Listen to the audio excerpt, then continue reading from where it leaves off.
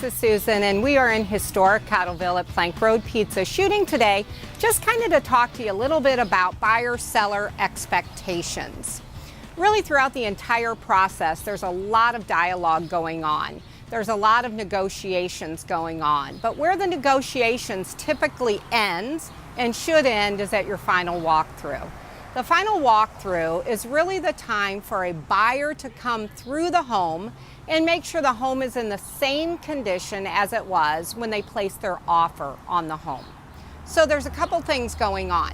First of all, through the contract, most buyers have had a building inspection. So the building inspection, the receipts for the inspection items, the form used for the inspection should all accompany you for your final walkthrough.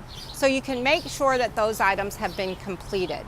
An agent themselves who's preparing the listing for that final walkthrough has also gone over all of those details with the seller to make sure that everything has been completed and completed in a professional, workmanship-like manner. So, day of walkthrough, typically per contract 1 to 4 days prior to closing. You're going to go, you're going to take a look at the house again, you're going to have your receipts, your documentation to make sure everything's completed. Couple of things. When the seller listed the home, they've completed a seller's disclosure saying everything's in great working order.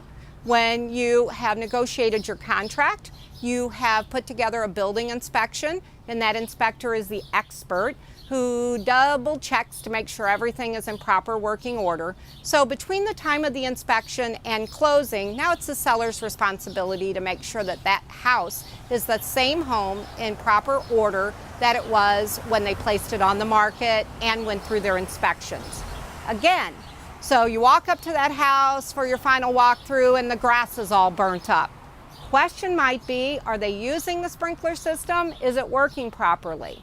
Or the doorbell doesn't work, or the key doesn't work in the lock any longer. These are all things that maybe the seller's not aware of, but really needs to be in proper working order. Doing your final walkthrough is not a time to do a secondary inspection, but everything that was working at the inspection should be. Now, let's say there's a problem. There's actually a form there that talks about things that need to be addressed. So doing your walkthrough 1 day to 4 days prior to closing is a great time to make sure that your closing day, everything is completed, everything goes smoothly, that it's a great event to move into your new home. All of these details are outlined in your real residential sales contract, but again, these are expectations. Expectations of a buyer, expectations of a seller need to be clearly communicated throughout the entire process. If you have any additional questions, please let me know. Buying a home should be the most fun thing that you do.